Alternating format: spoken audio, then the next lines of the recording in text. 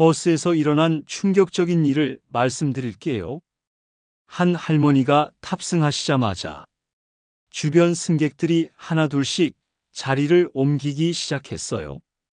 그 할머니는 깔끔하게 차려입으셨는데도 말이죠.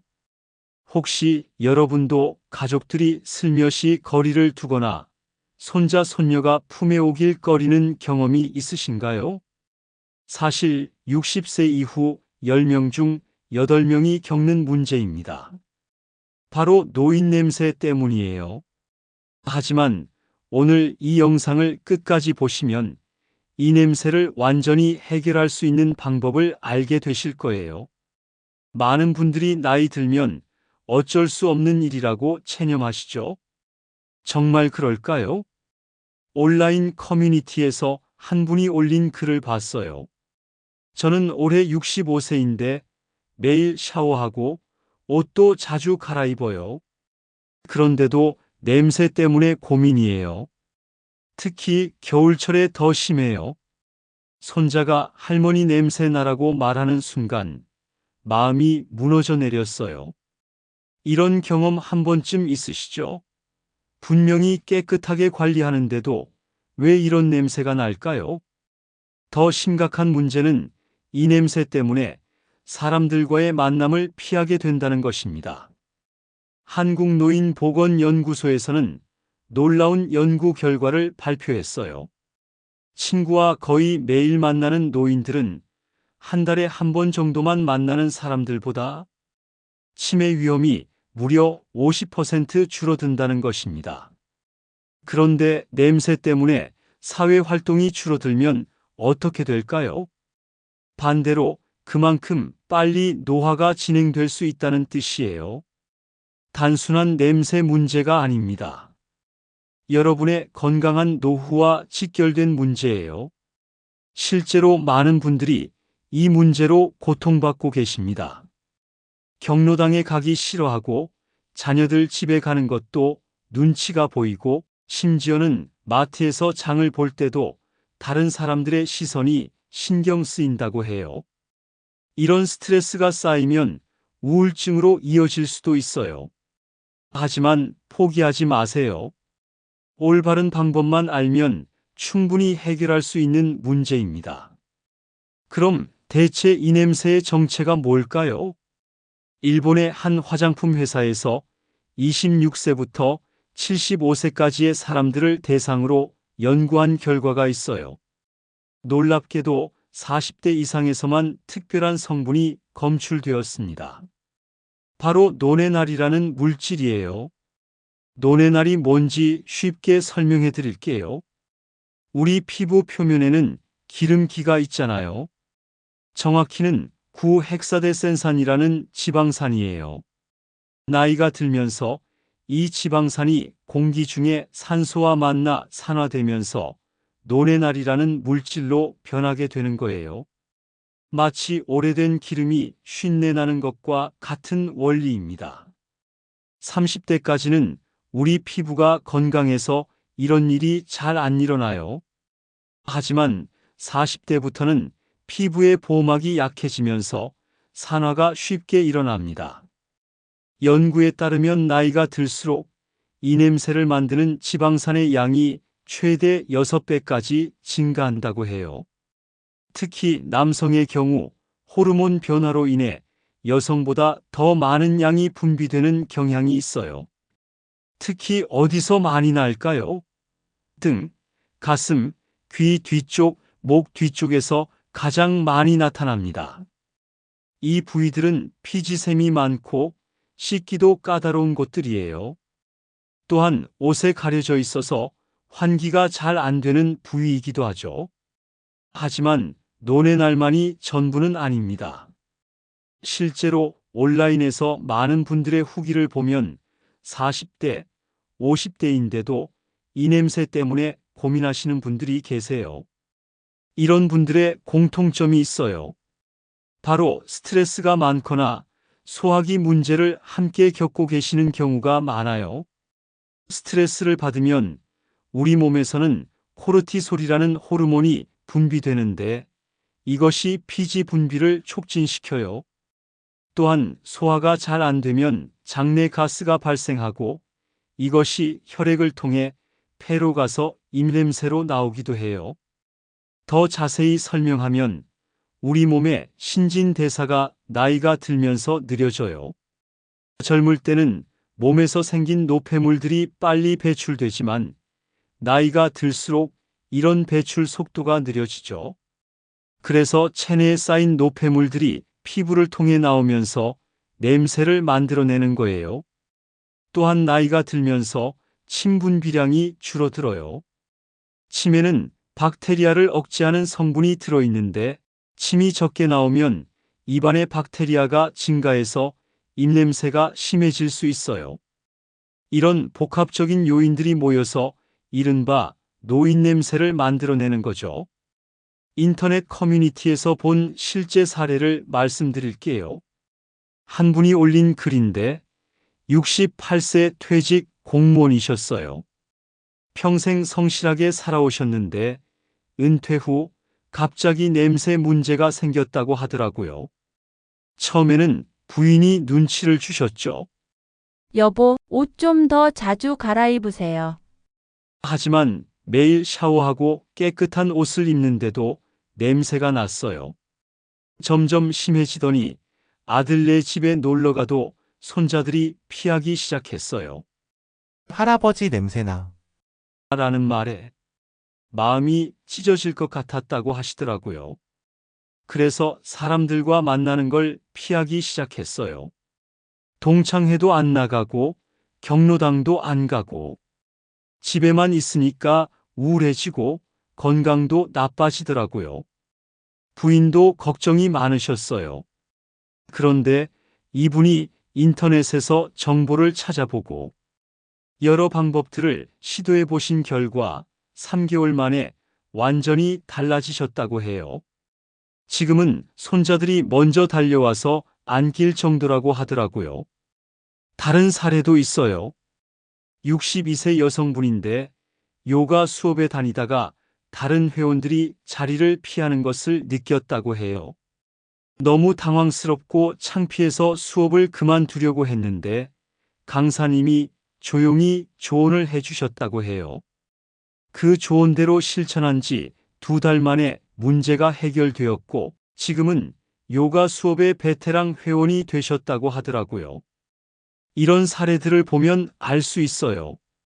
올바른 방법만 알고 꾸준히 실천하면 누구나 이 문제를 해결할 수 있다는 것을요. 그럼 이제 구체적인 해결 방법을 알려드릴게요. 먼저 가장 중요한 것부터 말씀드릴게요. 1단계 정확한 세정법.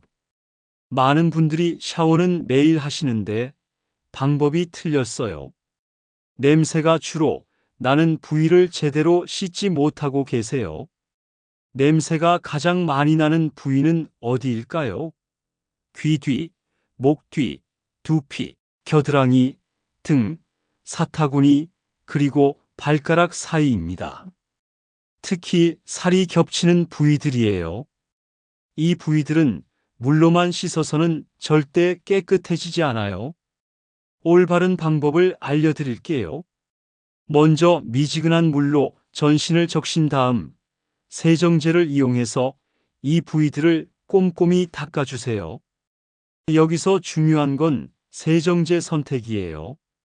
너무 자극적인 것보다는 약산성 세정제를 사용하시는 게 좋아요. 우리 피부는 원래 약산성인데 알칼리성 세정제를 쓰면 피부의 보호막이 손상될 수 있거든요. 세정할 때는 손가락 끝으로 부드럽게 마사지하듯이 해주세요. 특히 귀 뒤쪽은 많은 분들이 놓치기 쉬운 부위인데 이곳에 노폐물이 많이 쌓여요. 목 뒤쪽도 마찬가지고요. 하지만 여기서 가장 중요한 건 무엇인지 아세요? 바로 헹구는 과정입니다. 대부분 분들이 샤워기로 대충 2~3번 휙휙 헹구고 끝내시잖아요. 이게 문제예요. 세정제 잔여물이 남아서 피지나 먼지와 뒤섞이면서 더 불쾌한 냄새를 만들어내요. 세정제를 사용한 부위는 최소 30초 이상 충분히 헹궈주세요. 특히 귀 뒤, 목 뒤는 더욱 꼼꼼히 헹궈야 해요. 그리고 세정제로 전신을 다 닦을 필요는 없어요. 냄새 나는 부위만 집중적으로 관리하시면 됩니다. 샤워 후에는 반드시 깨끗한 수건으로 물기를 완전히 제거해 주세요. 특히 살이 겹치는 부위의 물기를 완전히 말려야 해요. 물기가 남아 있으면 세균이 번식하기 좋은 환경이 되거든요. 그리고 샤워 후에는 보습제를 발라주세요. 나이가 들수록 피부가 건조해지는데 건조한 피부는 오히려 더 많은 기름을 분비해서 냄새를 악화시킬 수 있어요. 하지만 보습제도 너무 끈적한 것보다는 빨리 흡수되는 가벼운 제품을 선택하세요. 2단계 운동과 땀 배출. 이제 두 번째 핵심 방법입니다. 바로 운동으로 땀을 내는 것이에요. 나이가 들어서 움직이기도 힘든데 무슨 운동이냐고 하실 수 있어요.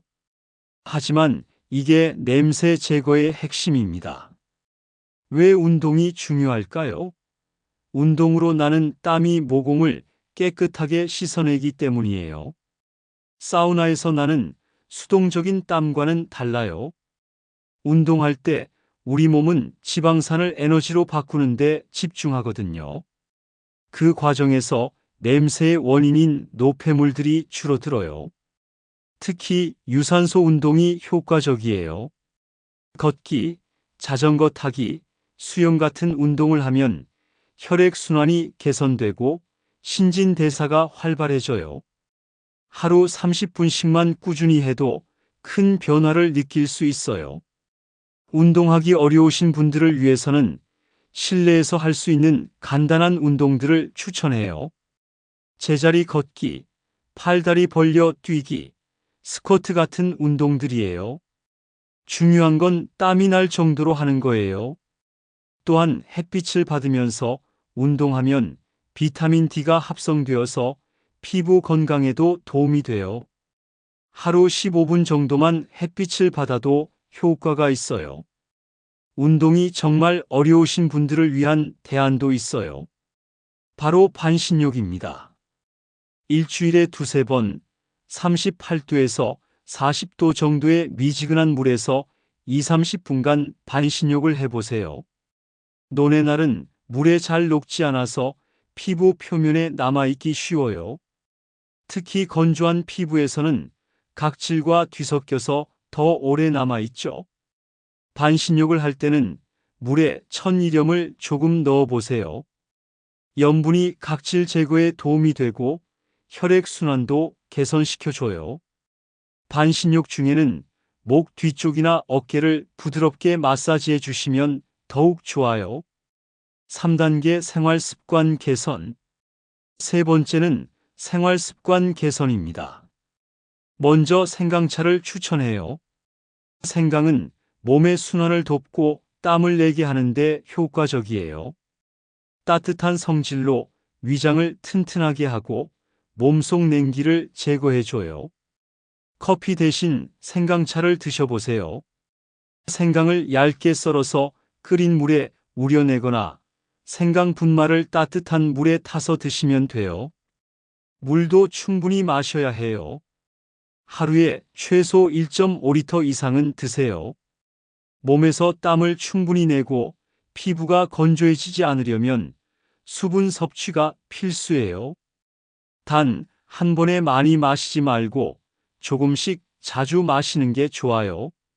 실내 환기도 중요해요. 냄새는 공기 중에도 머물거든요. 하루에 3-4번은 창문을 열어서 환기시켜 주세요. 특히 잠들기 전과 일어나서 바로 환기하는 습관을 들이세요. 옷과 이불 관리도 신경 써야 해요. 피부에 직접 닿는 옷은 하루만 입어도 냄새 유발 물질이 배어들어요. 겉보기에 깨끗해 보여도 속옷과 내복은 매일 갈아입으시는 게 좋아요. 이불과 베개 커버도 일주일에 한 번은 세탁하고 가능하면 햇볕에 말려주세요. 자외선이 세균을 죽이고 냄새도 제거해줘요. 햇볕에 말릴 수 없을 때는 건조기에 고온 코스를 이용하세요. 옷장 관리도 중요해요. 습기가 차면 옷에 곰팡이가 생기고 냄새가 날 수 있어요. 제습제를 넣어두거나 가끔씩 문을 열어서 환기시켜 주세요. 네 번째는 식단 관리예요. 우리가 먹는 음식이 냄새에 직접적인 영향을 줍니다. 항산화 음식을 많이 드세요. 실제 연구에서 50대 성인들에게 항산화 성분이 풍부한 음식을 먹게 한 결과 냄새 유발 성분의 방출량이 상당히 감소했다고 해요. 추천 음식들을 알려드릴게요. 들기름, 포도, 검은 콩, 블루베리, 가지, 자두, 검은 깨 등이에요. 특히 보라색을 띠는 식품들은 안토시아닌이 풍부해서 더욱 좋아요. 이런 성분들이 몸 안의 활성산소를 제거해서 노화를 늦추고 냄새의 원인이 되는 산화를 방지해줘요. 녹차도 좋아요. 녹차에 들어있는 카테킨 성분이 항균 작용을 해서 몸속 세균을 억제해줘요. 하루에 2~3잔 정도 드시면 좋아요. 요구르트나 김치 같은 발효식품도 추천해요. 장내 유익균을 늘려서 소화를 돕고 몸속 독소 배출에도 도움이 돼요. 반대로 피해야 할 음식도 있어요. 붉은 고기, 특히 육류를 과도하게 섭취하면 체취가 악화될 수 있어요. 육류에 들어있는 황성분이 체내에서 분해되면서 냄새를 만들어내거든요. 완전히 끊을 필요는 없지만 일주일에 2~3번 정도로 줄이는 게 좋아요. 마늘, 양파, 생선 같은 냄새가 강한 음식들도 주의하세요. 이런 음식들은 소화 과정에서 나오는 냄새 성분이 혈액을 통해 폐로 가서 입냄새로 나올 수 있어요. 술과 담배는 반드시 피하세요. 알코올은 간에서 분해되면서 아세트알데히드라는 독성 물질을 만들어내는데 이것이 땀과 함께 나오면서 불쾌한 냄새를 만들어요. 담배의 니코틴은 혈액 순환을 방해해서 노폐물 배출을 어렵게 만들어요. 방풍차도 효과적이에요. 방풍은 한약재로 쓰이는 식물인데 몸을 따뜻하게 하고 미세염증을 가라앉혀서 피부 순환을 도와줘요. 방풍 10g 정도를 물 1리터에 넣고 끓여서 차로 드시면 돼요. 단, 당뇨나 고혈압 같은 지병이 있으신 분들은 섭취 전에 의사와 상담하세요. 하지만 여기서 중요한 경고를 드려야겠어요. 냄새를 숨기려고 향수를 많이 뿌리거나 너무 강하게 박박 씻는 건 절대 금물이에요. 오히려 피부를 상하게 해서 냄새를 더 악화시킬 수 있어요. 향수와 채취가 섞이면 더욱 불쾌한 냄새가 날 수 있거든요. 데오드란트나 채취 방지 제품을 쓸 때도 주의하세요. 알루미늄 성분이 들어있는 제품은 장기간 사용하면 피부에 자극을 줄 수 있어요. 천연 성분으로 된 제품을 선택하시는 게 좋아요. 그리고 평소 청결했던 분이 갑자기 위생을 소홀히 한다면 이는 심각한 신호일 수 있어요. 치매의 전조 증상일 가능성이 있거든요. 미국 시카고 대학교의 연구에 따르면 후각 기능이 떨어진 노인들이 5년 후 치매에 걸릴 확률이 2배 이상 높았다고 해요.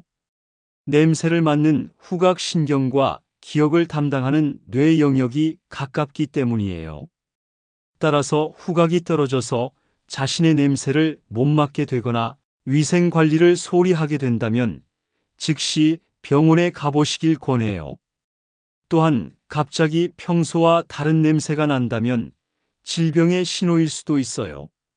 당뇨병이 있으면 달콤한 냄새가 날 수 있고 간 질환이 있으면 암모니아 냄새가 날 수 있어요.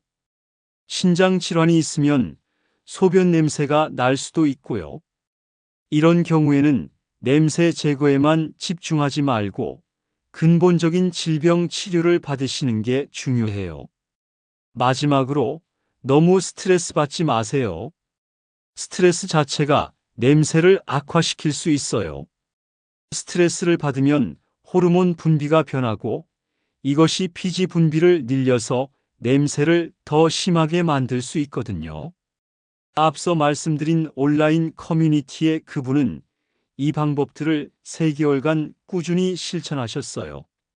처음 한 달은 큰 변화가 없어서 포기하고 싶으셨다고 해요. 하지만 2달째부터 가족들이 냄새가 많이 줄었다고 말해주기 시작했어요. 3개월 후에는 완전히 달라지셨어요. 손자들이 먼저 달려와서 안기고 동창회에도 자신 있게 참석하셨다고 해요. 경로당에서도 인기가 많아서 여러 모임의 임원을 맡고 계신다고 하더라고요. 냄새 때문에 움츠러들었던 제가 이렇게 당당해질 줄 몰랐어요. 인생이 다시 시작된 기분이에요 라고 후기를 남기셨더라고요. 다른 분도 처음에는 반신욕이 귀찮았는데 지금은 오히려 하루의 피로를 푸는 시간이 되었어요.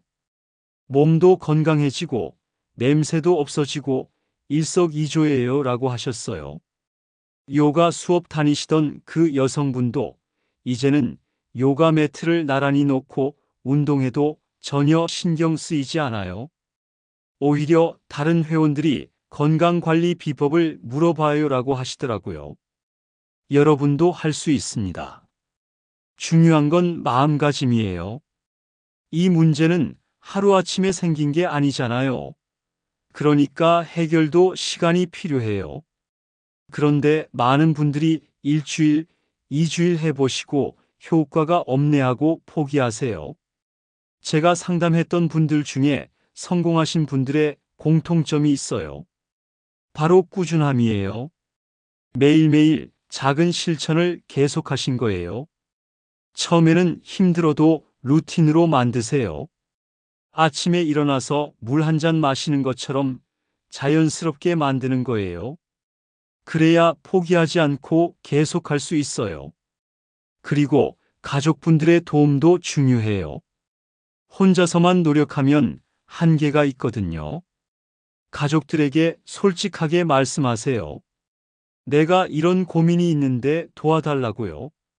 실제로 성공하신 분들은 가족들이 식단 관리를 도와주고 운동도 함께하고 격려도 많이 해주셨어요. 특히 배우자분의 지지가 정말 중요하더라고요. 그리고 처음부터 모든 걸 완벽하게 하려고 하지 마세요. 작은 목표부터 시작하세요. 1주차에는 물 많이 마시기와 금연만 집중하세요. 2주차에는 여기에 식단 조절을 추가하고요. 3주차에는 반신욕이나 운동을 더하는 식으로요. 한 번에 다 하려고 하면 부담스러워서 오히려 포기하기 쉬워요. 하나씩 차근차근 습관으로 만들어가는 게 중요해요. 작은 변화도 놓치지 마세요. 가족이 오늘 좀 괜찮네라고 한마디 해도 큰 의미예요. 본인이 느끼기에 조금이라도 달라졌다 싶으면 일기에 적어두세요. 이런 작은 성취감들이 모여서 큰 동력이 되거든요. 포기하고 싶을 때 그 기록들을 다시 보면서 그래, 나도 할 수 있어라는 힘을 얻으실 거예요. 마지막으로 꼭 말씀드리고 싶은 건 이 문제로 고민하고 계신 건 여러분만이 아니라는 거예요. 정말 많은 분들이 같은 고민을 하고 계시고 또 많은 분들이 이미 극복하셨어요. 여러분도 충분히 할 수 있습니다. 포기하지 마시고 오늘부터 작은 변화 하나씩 시작해 보세요.